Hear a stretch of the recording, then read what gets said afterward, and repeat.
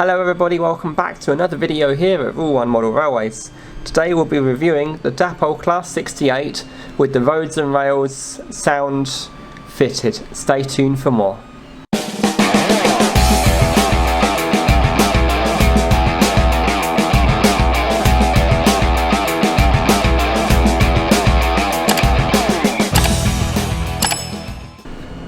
So a big thank you to all of our new subscribers that have just joined us.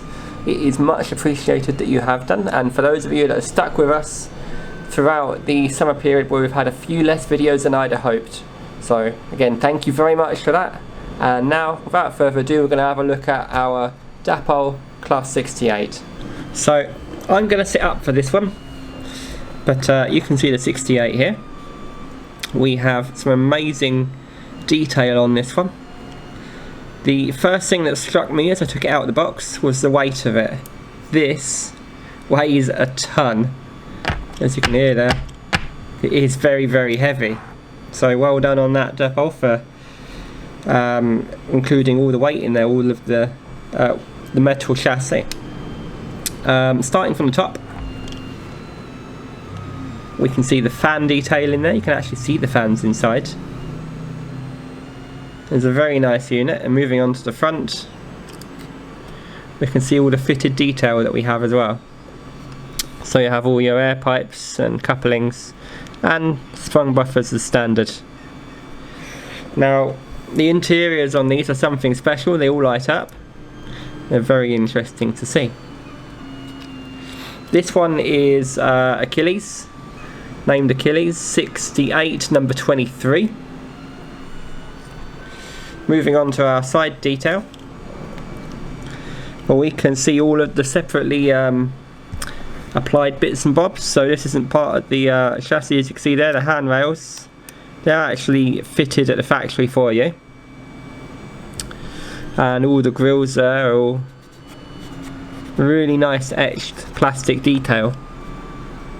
It's very good. One thing I'm impressed with is the paint on this one. They have managed to include the fade there as on the real Class 68, so well done. It is slightly off, I think, but it's not enough to actually worry about.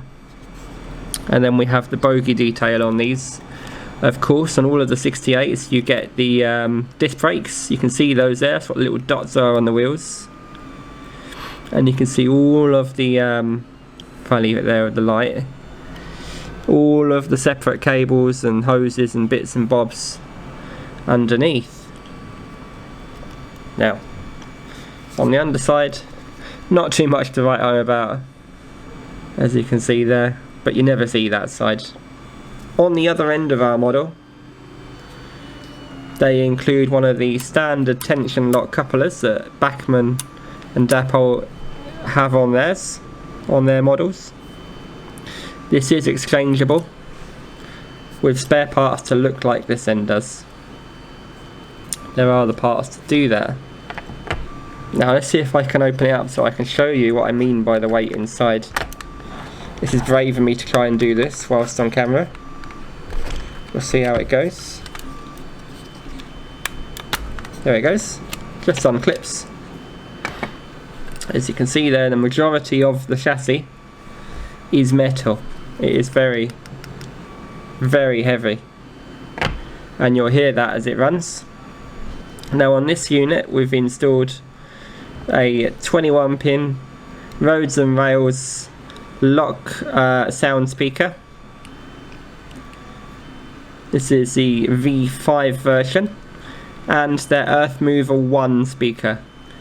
To install this speaker you need to remove the bracket that's there for the normal speakers and just sellotape this one in. I've just used electrical tape to sellotape it down, and that's done just fine.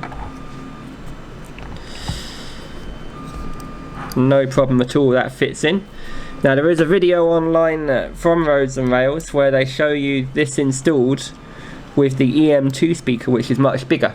That is this speaker here, and as you can see, it is a fair bit bigger and a fair bit deeper. So I'd need to actually mill out some of the metal work to get that to fit, and that is on my to-do list. I'll have to get the Dremel out and be very careful. Now I'm going to refit this, and we're going to have a look at it run. See you in a moment. So here we are with the Class 68 now on the track. You can see how good it looks on the layout. I think personally it's absolutely brilliant. I suppose I should show you some of the running characteristics. Now, I have run the train in, and let me just see. I'll tell you how far it's gone.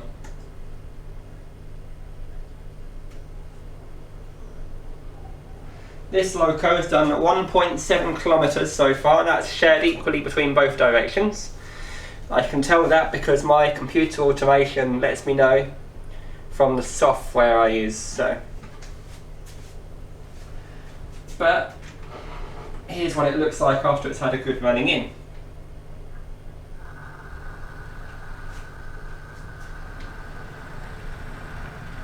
Not a bad runner at all, you say? I don't say so myself either, it's lovely.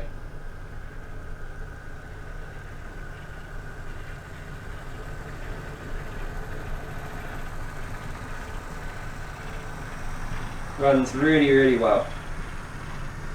The only problem I have with it is the couplings are too low. They're a lot lower than everything else I own.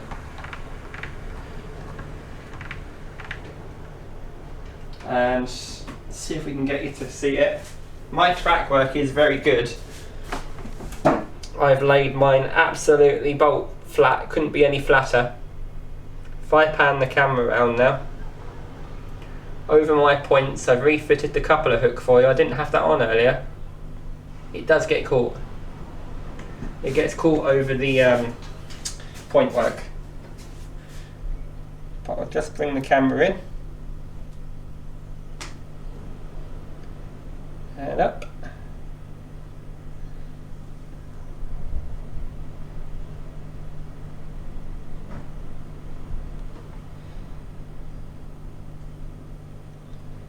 And you might see it get caught. I'll run it back over again.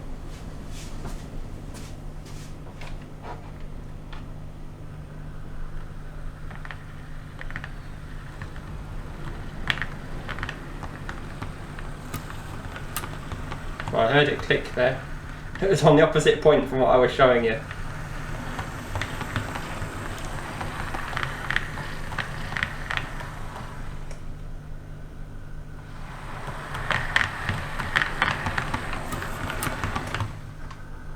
I'll show you in the other one. So I'll just run it back over and you can see that the coupling actually gets stuck.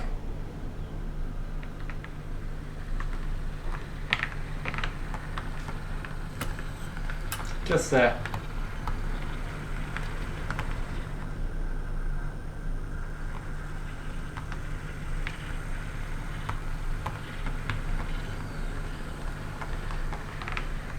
And again.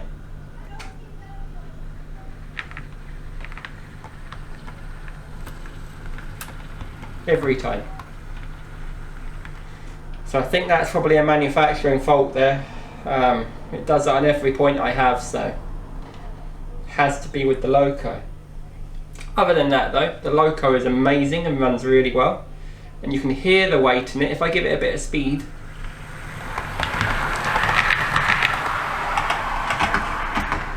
you can actually hear my baseboard resonate because it is so heavy.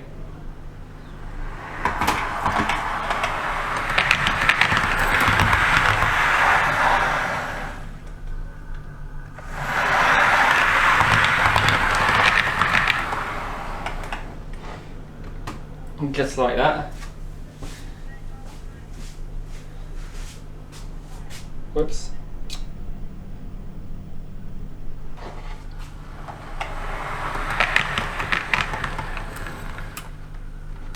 Now what I'm going to do, I'm going to give the loco a bit of speed so you can hear the weight of the loco going along.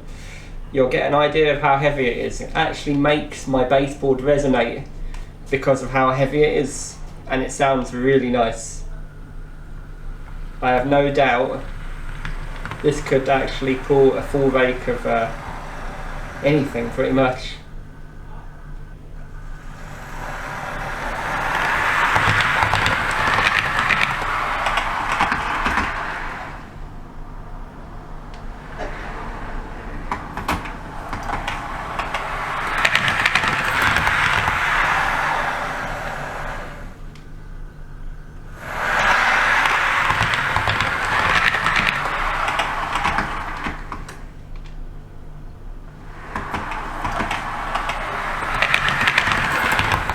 So it runs rather wonderfully.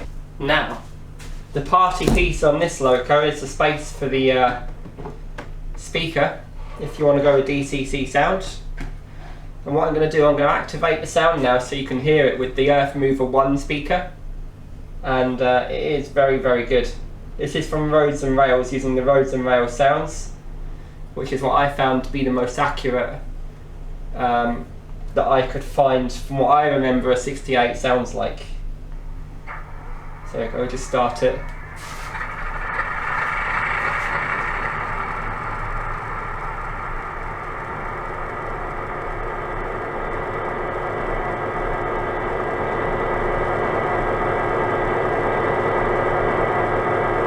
So as you can hear there, it is very loud. It's the loudest loco I own now.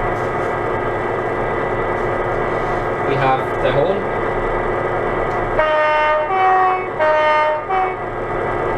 We have, that does random ones, that one does, either two-tone or two-tone twice. Or just the one.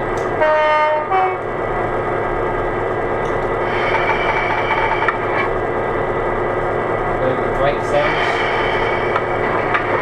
There is wheel squeal sound if you're going around corners. If it's moving, you've got your fan sound.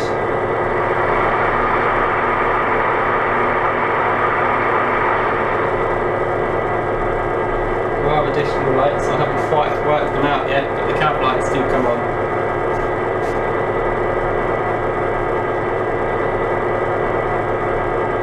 Buffer sounds.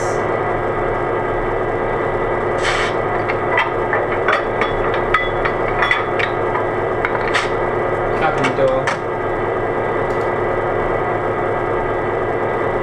Pump, so this is probably a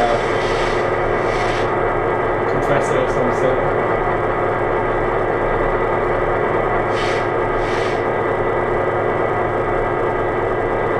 Yeah, that's pretty much it. Very, very good locos. If I move it off, you can hear the sound it moves off, it sounds good as well.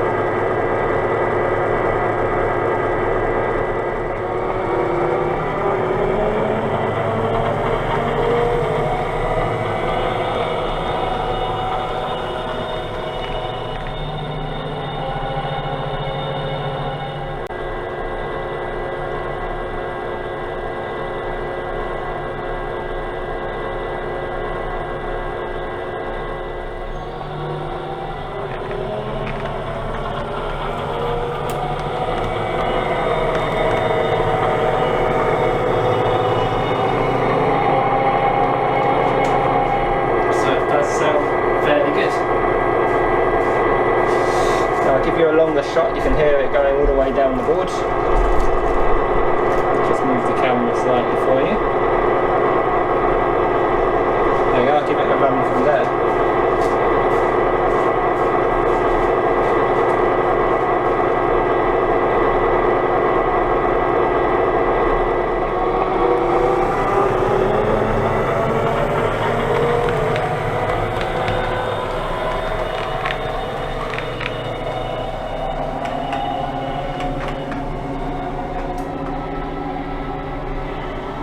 Now it is making the sound of a fully loaded train, and we do have the Mark 5s on order for it. We're just waiting for those.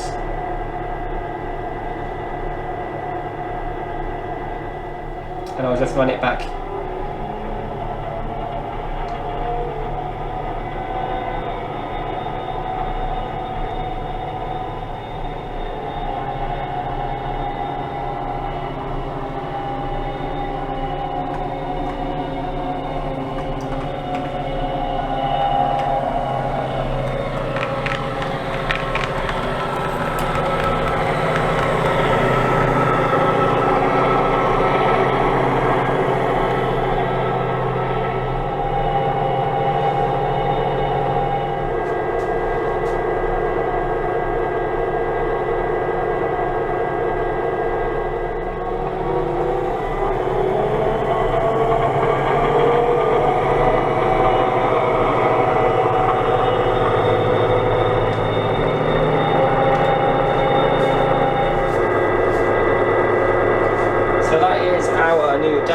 Class 68.